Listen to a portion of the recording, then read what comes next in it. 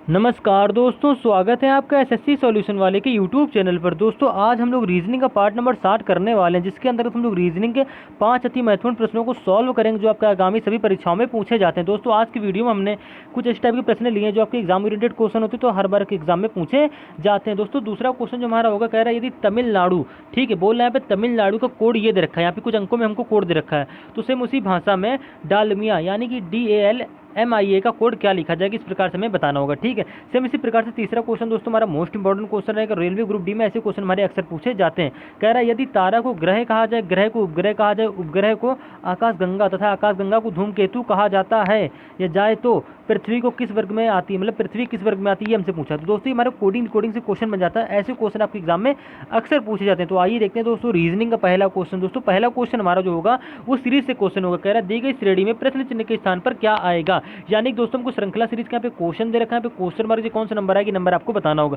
कुछ नहीं करना, सीरीज को क्या करेंगे ध्यान से देखेंगे। आपने सीरीज देखी, यहाँ पे 4 से क्या हो रहा है 10 हो रहा है, 10 से क्या हो रहा है 22 हो रहा है, 22 से क्या हो रहा है 46 हो रहा है, 46 के बाद यहाँ क्वेश्चन मार्क दे रखा है। आपने सीरीज को ध्यान से देखा होगा तो आपने सोचा होगा यार ना तो उसमें कहीं स्क्वायर हो रहा है ना कहीं क्यूब हो रहा है। ठीक है, तुम क्या करेंगे स्क्वायर क्यूब से ना करके डायरेक्ट गैप से इस क्वेश्चन को बनाने की कोशिश करेंगे। आप क्या करो 4 से 10 देखो कैसे बना, तो आप कहते हो कि 4 में अगर हम लोग 6 जोड़ दें तो 4 से हमारा 10 बन जाएगा। 10 से देखो 22 कैसे बना, तो आप कहते हो भैया 10 में अगर हम लोग 12 जोड़ देंगे तो हमारा क्या बन जाएगा 22 बन जाएगा। 12 से 46 कैसे बनाओगे, तो आप कह दोगे 46 में 22 घटा दो, तुम्हारा गैप पता चल जाएगा। तो 22 और 46 गैप कितने का है 24 का हो रहा है, यानी कि क्या करोगे 22 में अगर हम लोग 24 जोड़ दो तुम्हारा यहाँ का 46 बन जाएगा। ठीक है, सेम इसी प्रकार से भैया इसके पीछे गैप में अगर पता हो जाए तो हम क्या करेंगे क्वेश्चन मार्क की वैल्यू बना लेंगे। ठीक है, तो गैप कैसे पता करूँ, गैप पता करने के लिए क्या करना पड़ेगा, अब इस वाले गैप में देखना पड़ेगा, यानी कि 6 से 12 वो 12 से क्या हो रहा है 24 हो रहा है। भाई यहाँ के गैप पता होगा तभी उसको 46 में जोड़ोगे और क्वेश्चन मार्क की वैल्यू बना लोगे। ठीक है, तो क्या करोगे, तो यहाँ पे क्या हो रहा है 6 से 12 हो रहा है, यानी कि 6 की क्या होगी 2 गुना होगी। यहाँ पे 12 से क्या हो रहा है 24 हो रहा है, तो आपको तो यहाँ पे 12 की 2 गुना होगी। सेम इसी प्रकार से ये वाला गैप क्या आएगा 24 की 2 गुना हो जाएगी। क्यों 2 गुना हो रहा है, क्योंकि पीछे हमारा 2 गुना हुआ, तो 24 दूनी हमारे क्या होता है 24 दूनी होता है हमारा 48, यानी कि 24 दूनी क्या हो गया हमारा 48 हो गया, 24 के 2 गुना क्या हो गया 48 हो गया। अब इसी 48 को 46 में जोड़ दो, जिस प्रकार से आपने 22 में ये 24 जोड़ा था तो हमारा 46 बन गया था। सेम इसी प्रकार से आपने यहाँ का गैप निकाला 48, 46 में 48 जोड़ लो तुम्हारा निकल के आ जाएगा क्वेश्चन मार्क की वैल्यू। तो 8 6 क्या हो गया हमारा 14 हो गया। ठीक है, 4 4 8 1 9, यानी कि क्वेश्चन मार्क की वैल्यू हमारी क्या हो जाएगी 94 हो जाएगी, जो कि आपको ऑप्शन नंबर डी में दे रखी, यानी कि ऑप्शन नंबर डी यहाँ से दोस्तों हमारा क्या हो जाएगा करेक्ट आंसर हो जाएगा। दोस्तों ऐसे क्वेश्चन आपके एग्जाम में एसएससी एग्जाम में तथा और भी कोई हमारा गवर्नमेंट एग्जाम हो सभी परीक्षाओं में ऐसे ही क्वेश्चन पूछे जाते हैं। अब इसी प्रकार से दोस्तों हम लोग रीजनिंग का दूसरा क्वेश्चन सॉल्व करेंगे। कोडिंग से क्वेश्चन बोलते हैं। कह रहा है क्वेश्चन नंबर 2 क्या हमारा, देखिए पढ़िएगा ध्यान से। कह रहा है यदि तमिलनाडु, ठीक है, को लिखा जाता है 38 72 41 859 लिखा जाए तो डालमिया को क्या लिखा जाए, बस आपसे इतना पूछा है। तो आप किस प्रकार से कोड बनाओगे, तो आप एक जब भी आपको कोडिंग ऐसे क्वेश्चन है तो क्या करो देखो जिसका कोड आपको दे रखा है यहाँ पे दे रखा है तमिलनाडु, ठीक, हमको एक वर्ड दे रखा है, इसका कोड ये दे रखा है। हमसे कोड किसका पूछ रहा है डालमिया, यानी कि DALMIA। तो हमारे डालमिया में जितने अक्षर हैं वो सारे अक्षर कहाँ तमिलनाडु में हैं। तो आप क्या करोगे ऐसे प्रश्नों को दोस्तों लोग बिना पेन उठाए भी सॉल्व कर सकते हैं। तो इसमें क्या करें जितने अक्षर हमारे डालमिया का कोड निकालना वो सारे अक्षर हमारे क्या तमिलनाडु के वर्ड में मिल रहे हैं। ठीक, तो आप क्या करोगे यहाँ पे डी है, तो देखो यहाँ पे डी का कोड क्या होगा, तो आपको तो भैया देखो 1 मिनट लिख के बता देते हैं। देखो यहाँ पे डी क्या है लास्ट से दूसरे स्थान पे है, तो यहाँ का डी का कोड यहाँ पे क्या होगा लास्ट के दूसरे स्थान से, यानी कि 5 हो जाएगा।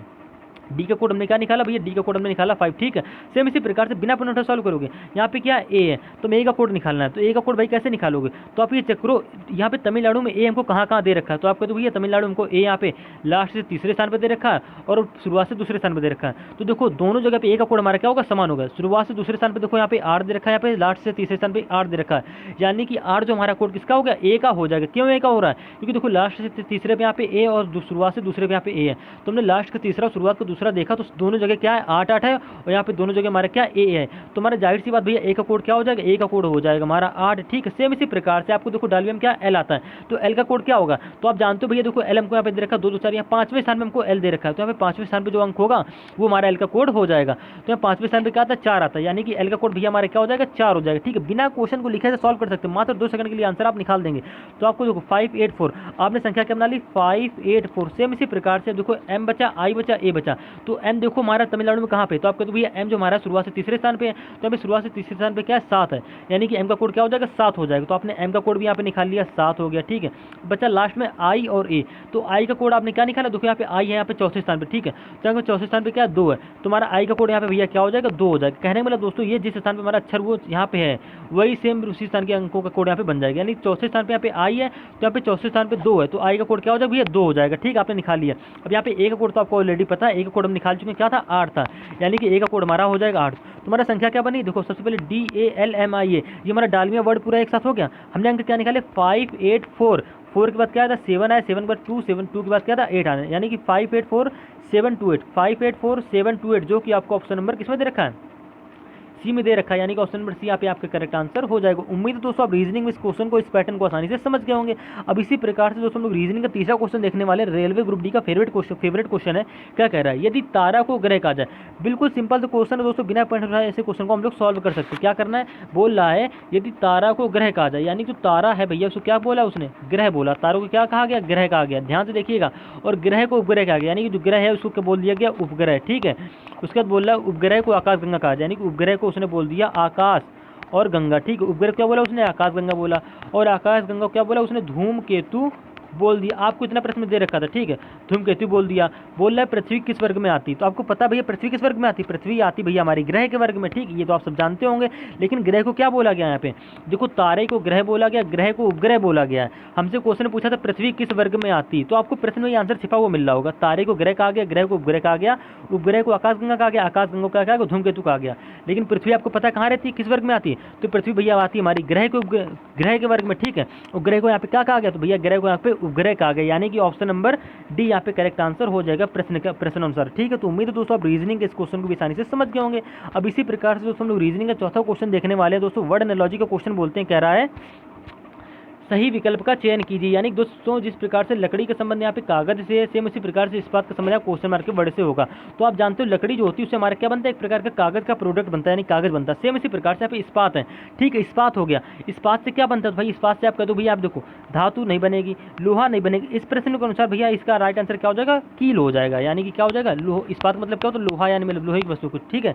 तो लोहे से आप इस्पात से क्या बना सकते हो, कील बना सकते हो, ठीक है। जिस प्रकार से लकड़ी का प्रयोग करके कागज बनना है, सेम इसी प्रकार से इस्पात का प्रयोग करके यहाँ पे सिर्फ कील बन सकती है। गो थ्रू ऑप्शन जाने की, तो ऑप्शन नंबर सी यहाँ पे क्या हो जाएगा, हमारा करेक्ट आंसर हो जाएगा। उम्मीद है दोस्तों आप रीजनिंग इस क्वेश्चन को आसानी से समझ गए होंगे। इस क्वेश्चन को ध्यान से समझिएगा, क्योंकि वर्ड एनालॉजी के क्वेश्चन अक्सर में एग्जाम में क्या करते हैं, कंफ्यूज करते हैं। अब इसी प्रकार से हम लोग रीजनिंग का लास्ट क्वेश्चन, पांचवा क्वेश्चन देखने वाले, मोस्ट इंपॉर्टेंट क्वेश्चन है। कह रहा है प्रश्न में आपको आंसर मिलेगा, ब्लड रिलेशन का क्वेश्चन है दोस्तों। ब्लड रिलेशन के ऐसे क्वेश्चन हमारे आपके एग्जाम में अक्सर पूछे जाते हैं, और क्या करते हैं अक्सर बच्चे इसमें गलत करते हैं, क्योंकि इसमें बहुत सारी कंफ्यूजन होती है, उनको पता ही नहीं होता है कि कौन सा पीढ़ी में कौन सा क्या वर्ग आता है। देखिए ध्यान समझिएगा, इस क्वेश्चन में हमारा हो क्या रहा है, कह रहा है ए और बी बहनें, ए और बी बहनें, यानी कि ए जो है और बी है, ये क्या है, आपस में बहनें, लेडीज हैं, ठीक है। तो बहनें हैं तो दोनों क्या होंगी, एक ही पीढ़ी में आएंगी, यानी कि एक ही लाइन में आ जाएंगे, ठीक है। अब सेम इसी प्रकार से प्रश्न को आगे पढ़िए, कह रहा सी ए का भाई है, सी जो है वो किसका भाई है, ए का भाई, यानी कि सी यहाँ पे आ जाएगा, तभी तो ए का भाई बनेगा। भाई जो भाई है बहन है ये सब एक ही श्रेणी में आएंगे, तो आप क्या भाई तो प्लस हो गया, ठीक है। लेडीज है तो माइनस। डी ई का भाई है, डी जो है किसका भाई है, ई का भाई है, लेकिन हमें ई पता नहीं ई कहाँ पे आएगा, तो आपने क्या करिए इस लाइन को भी छोड़ेंगे, बोल आगे पढ़ेंगे। यदि ई बी की बेटी है, यानी जो ई है किसकी बेटी है, बी की बेटी है, यानी कि बी की बेटी भैया क्या है यहाँ पे, ई है, ठीक है। और ई डी किसका भाई है, ई का भाई है, तो डी हमारा यहाँ पे आ जाएगा। ध्यान से समझिएगा, यहाँ पे क्वेश्चन में क्या किया, जो हमें क्वेश्चन में देखा था हमने क्वेश्चन में लिख लिया, बोला ए व बी बहनें, तो हमने क्या कर दिया, ए व बी बहनें क्या होगी, यहाँ पे बहनें हो गई, ठीक, ये आपस में क्या हो गई, ये आपस में हो गई बहनें। ध्यान से क्वेश्चन को समझिएगा।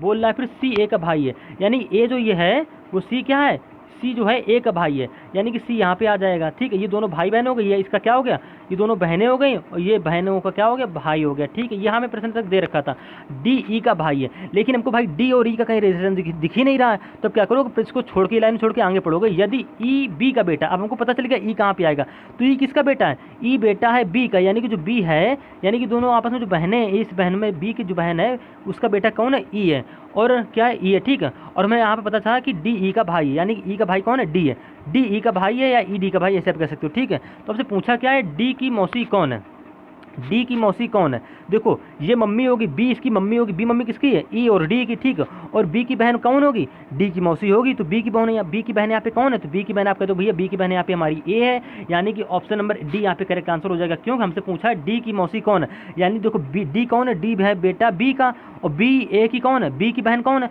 भाई डी की मौसी कौन लगेगी, बी की बहन लगेगी, तो बी की बहन आपको पता है यहाँ पे क्या ए दे रखा है, यानी कि ऑप्शन नंबर डी यहाँ पे हमारे क्या हो जाएगा दोस्तों, करेक्ट आंसर हो जाएगा। तो उम्मीद है दोस्तों आप रीजनिंग में इस क्वेश्चन को भी आसानी से समझ गए होंगे दोस्तों। ऐसे ही क्वेश्चन आपके एग्जाम में अक्सर पूछे जाते, कोई अलग से एग्जामिनर क्वेश्चन एग्जाम में नहीं बनाता। तो उम्मीद है दोस्तों आप रीजनिंग के सभी प्रश्नों को आसानी से समझ गए होंगे।